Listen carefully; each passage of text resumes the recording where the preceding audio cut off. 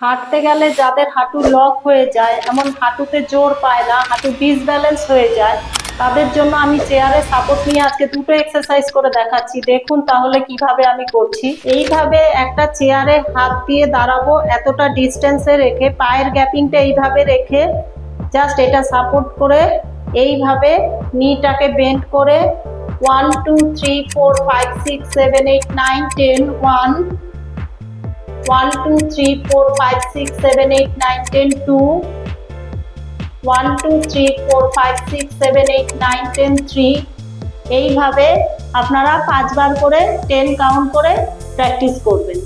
Number 2 দেখুন, এইভাবে হাত চেয়ারে সাপোর্ট থাকবে, পায়ের একটা হিলটাকে এইভাবে দুটো হিলকে তুলে নিয়ে সেম সাইক্লিং এইভাবে 1 2 3 4 5 6 7 8 9 10।